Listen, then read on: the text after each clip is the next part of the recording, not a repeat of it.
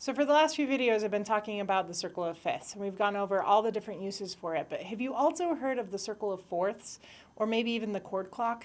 These are names that we throw around, and you might wonder, are they different?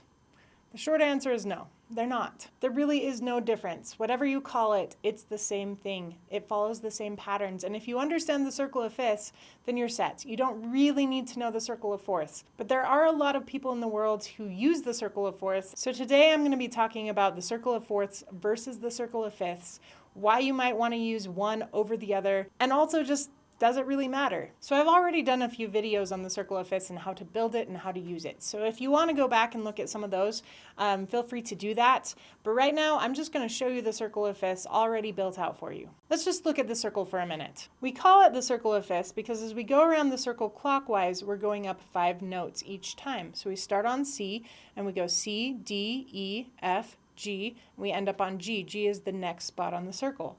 If you go counterclockwise, however, you could count up 4 notes. So if I start on C and count up 4 notes, I end up on F. C, D, E, F. The circle of fourths takes the circle of fifths and just reverses it. It becomes the mirror image of the circle of fifths, where all the flat keys are on the right side of the circle and all the sharps are on the left.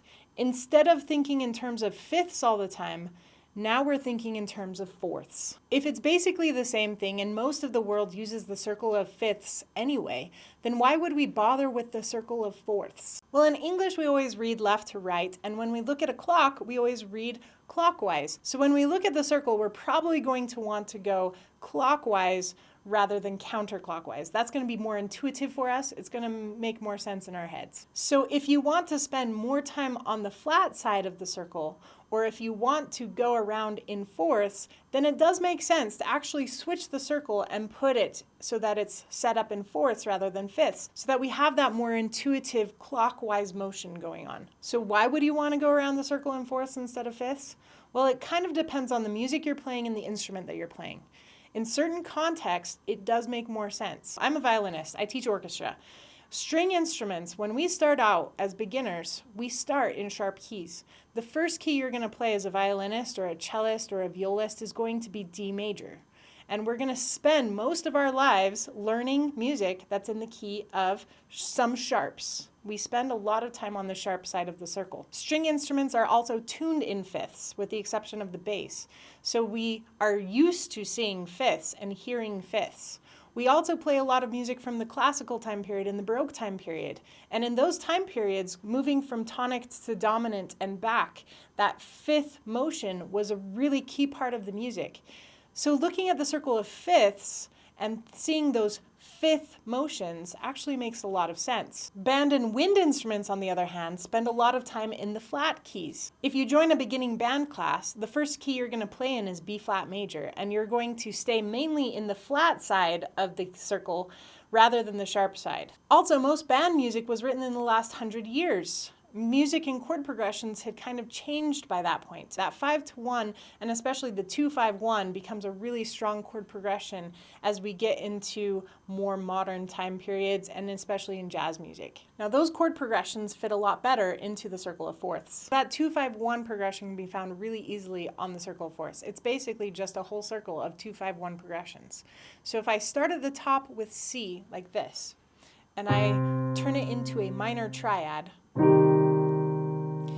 and then I go to an F and I play that F as a major triad and even turn it into a dominant triad. And then I go to my B flat and make it a 1 chord or a major triad. I just played my 2-5-1. So I have this going to this and then finishing out on this. And I can continue that exercise. I can take that B flat major triad and turn it into a minor triad now. And then I could go to my E flat dominant. And then I could end up on my A. And I just did another 2-5-1. So I could practice this as kind of an exercise going through the circle of fourths, practicing this 2-5-1 progression. And that works really well with the circle of fourths. Also, if I'm playing through my scales, You know, if I play a C major scale, and then the next scale I play is a G major scale, I'm constantly going to the 5. It's 1 to 5, 1 to 5, 1 to 5. And that never gives you a really satisfying resolution. So if you're just going through the scales, you might actually prefer to start with C and then go to F, because that's going to give you just a more satisfying resolution as you go through the circle. Does it really matter? No. If you're just playing the scales just to play the scales, then no, it doesn't really matter. But I mean, if you like it better because it feels better, it's more satisfying, then sure, do it. So which one's better here, the circle of fourths versus the circle of fifths? Honestly, I don't see that there's really a big difference. Yes, circle of fourths is going to work better in some contexts. And yes, circle of fifths is going to work better in some contexts. Personally, I think you need to be able to use the circle of fifths in a wide variety of ways. Like, this is a tool that can be used in so many ways. If we get stuck in just using it for scales or just using it for that 2-5-1 exercise, then we're missing out on all of the possibilities that the circle of fifths has for us. We really need to be able to see the patterns that go back and forth, counterclockwise, clockwise. We need to see the relationships between all the keys on all parts of the circle. And that's why I don't really like to look at the circle as in terms of just fourths or just fifths.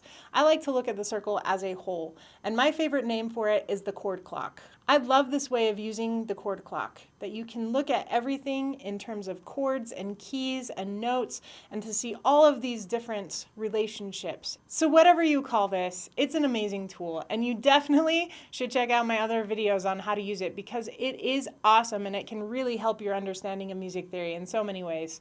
And if you're looking for more music theory pro tips, please subscribe. We'll see ya.